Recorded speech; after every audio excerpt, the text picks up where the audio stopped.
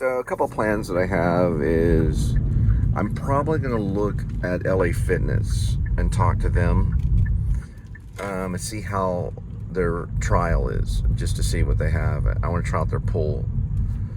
And I used to have a hair thing. It's like a hair toboggan strap for the swimming pool. A hair cap. No, it's like a head cap for when you're swimming. Woo. It was basically like a rubber hair, I guess, crown cap or head cap. I don't know if you know what it is. A swimming cap. A swimming cap, yeah. And I put that on when I was at the YMCA, and I would swim for probably about 30 minutes. Yeah, about a 30-minute swim. That's exhausting, 30 minutes of swimming nonstop. We are going to pass, or we may pass it, or we may go on it, and I'll show you exactly why I went to Keller Gel. So there's a school zone that's up here known as Fox Lane. I believe it is Fox Lane. We're gonna actually look at it. I was working for Grubhub. I was living that direction in Carrollton, on the other side of that little mall area where Dick's is and stuff. On the other side is the mansions at Sunset Ridge. And it's on Carrollton Parkway, right next to the field.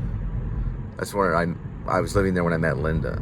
My plans were to go from there to Hollywood. That was my plans.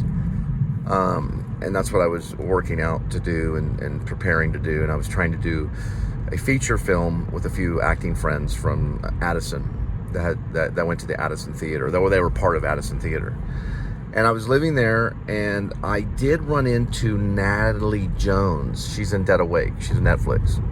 She was the assistant of Ethan Hawke on Sinister. And she got the script. She liked the script. And I guess she's a very busy actress. So we started doing screen tests and stuff, and then I told her I'd try to pay her something, for the role. And she just said, we were out of focus. We were using a Samsung 8, not right here. We were trying to use a Samsung 8, and she didn't like the idea. And she said, well, you need a bigger monitor on set. You can't tell if it's in focus. And she was real, she has a right to be that way.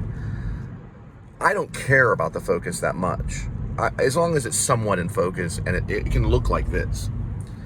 But we did some scenes with a Samsung 8, and we had a boom mic. The boom mic was a Zoom boom mic. They're, I believe, Japanese, and they're used for filmmaking. I still have it.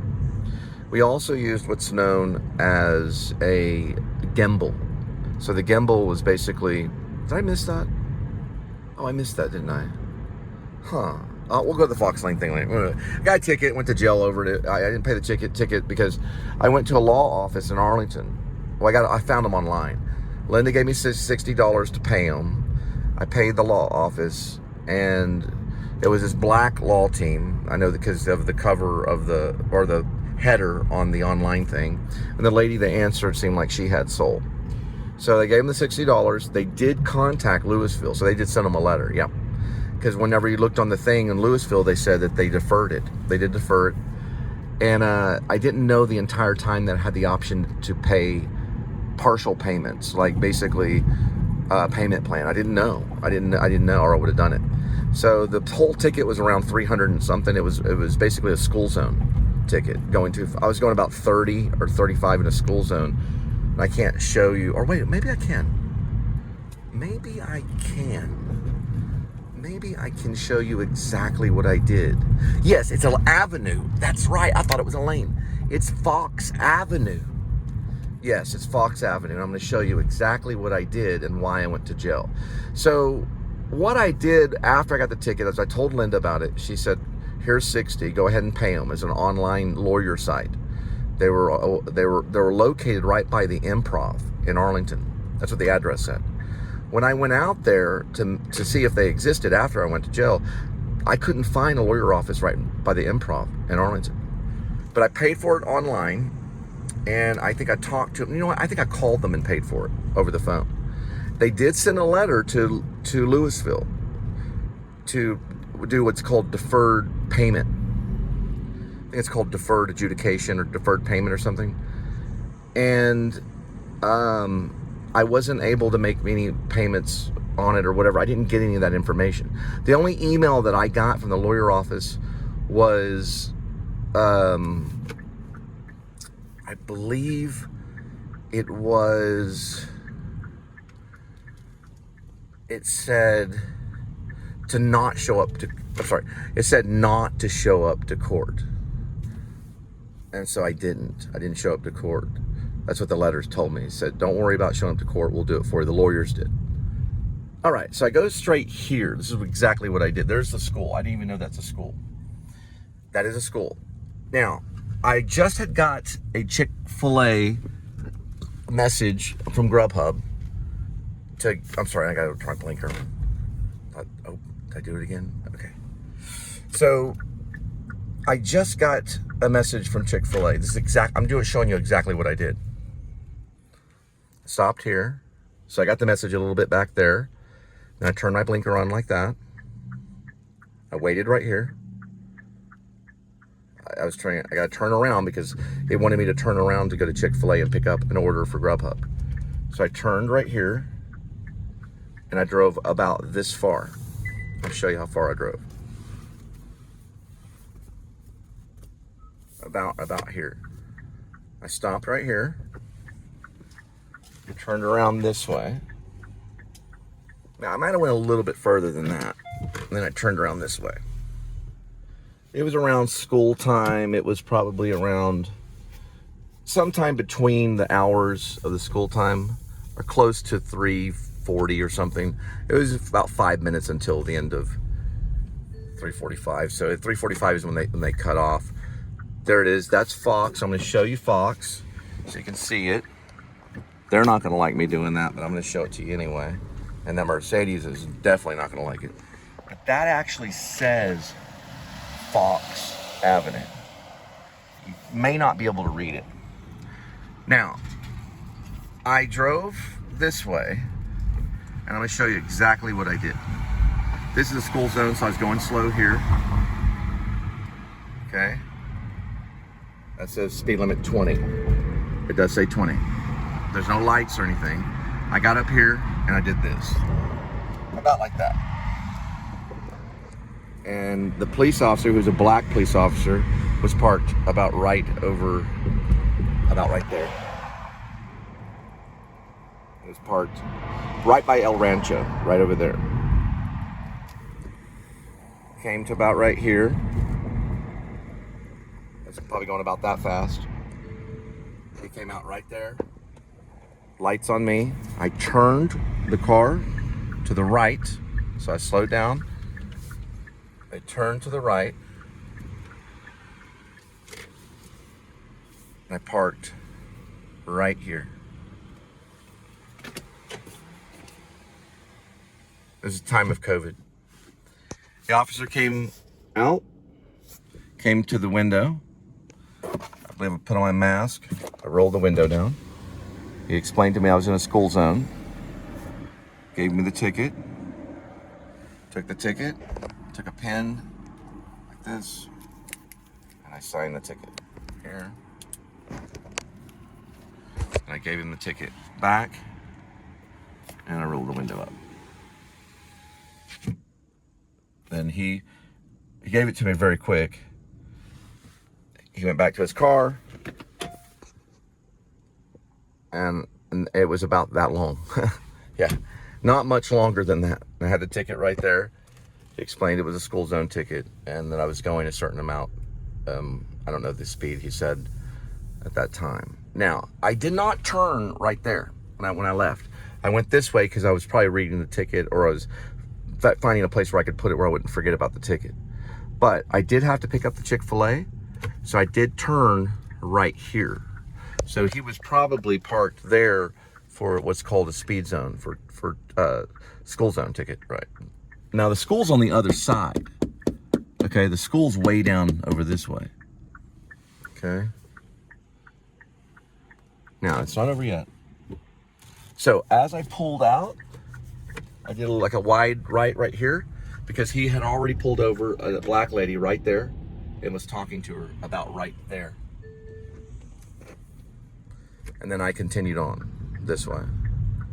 Continued on, and then I realized, wow, I'm in a school zone. That's what I said.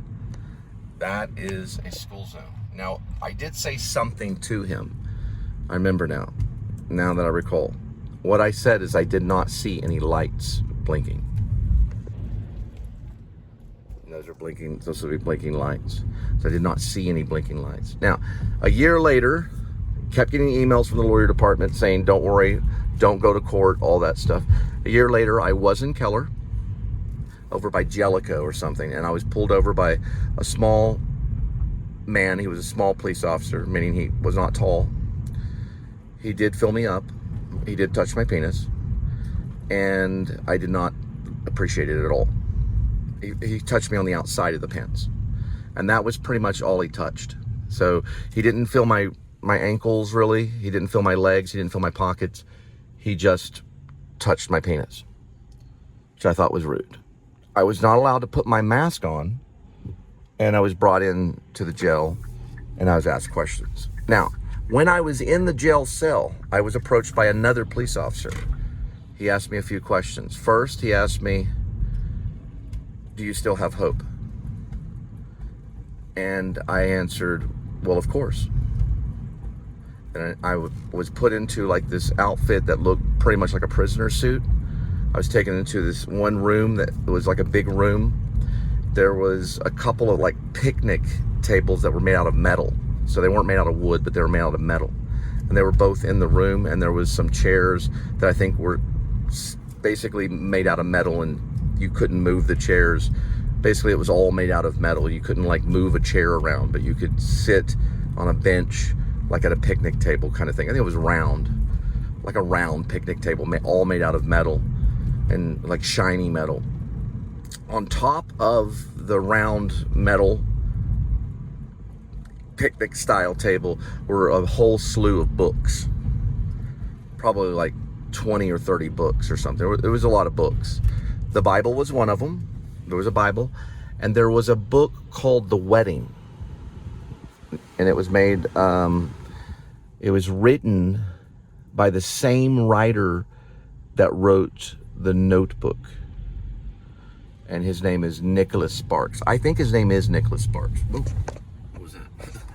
I think his name is Nicholas Sparks. So I read as much of The Wedding. I don't remember if they gave me my glasses or not. I can't remember if they let me have my glasses. I read as much of it as I could, and then I would make phone calls out of this payphone that was on the wall.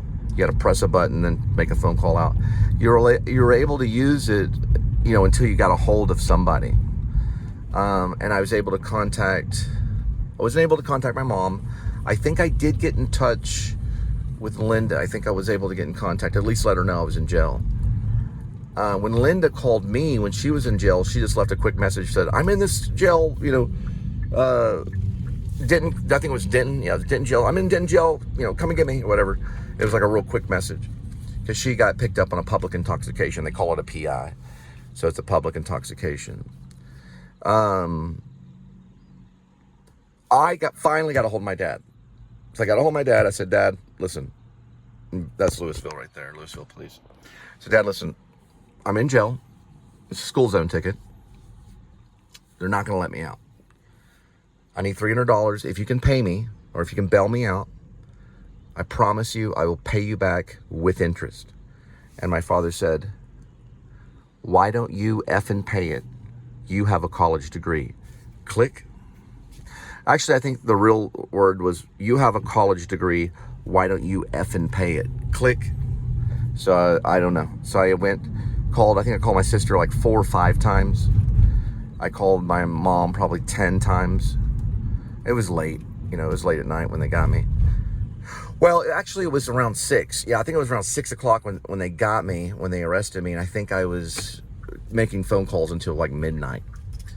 And then finally, I just gave up, went and read a little more of the Nicholas Sparks book. The dogs, you can hear the dogs barking at that jail. When you're inside the jail, you can hear them barking pretty much all night. They're right next to a kennel. And there was no one else in that jail. And no one else at all. Now, a Mexican guard, or I guess he had to be a police officer. They all have to be police officers. He was Hispanic. He did visit me a couple of times to tell me or ask me how I was doing and check on me. And I drank the water from the little sink there. You had to push a button and water would come out. And you could also use the restroom there. And then the gel had a pretty hard surface, like it was not comfortable. But I was able to, I think, use part of my uniform, or whatever you call it, it's like a prisoner uniform, as like a pillow. So I guess I took some of it off and used it as a pillow or something. I don't think I was naked though, so I don't know how I did it, because they don't let you wear anything but, oh no, they gave you a blanket. Yeah, they give you a horse blanket. So I did wear the uniform, and then they give you a horse blanket. It feels kind of fuzzy, that's what I call it, a horse blanket. Something you put on a horse before you do the saddle. It was like that, and you could roll it up and use it like to kind of rest your head on. I fell asleep finally. I think I might have done a little bit of push-ups. I don't remember if I did a lot of push-ups or not. I think I did some of those back push-up things where you get on the chair, like you can do this like for your, they're called like almost like dips, kind of like Robert De Niro and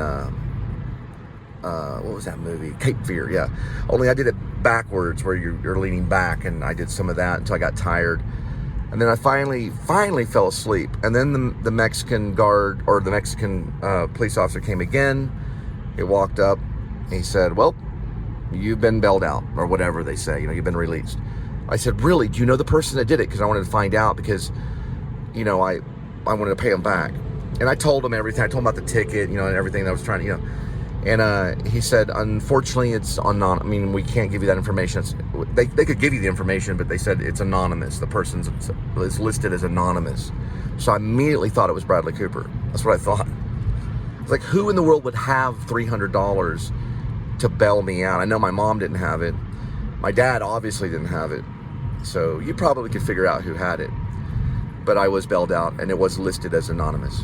So, all right. And so I just wanted to tell that going past Fox Avenue. Yeah, it was Fox Avenue. I always tell that story every single time. And here is a little message from Buc-ee's.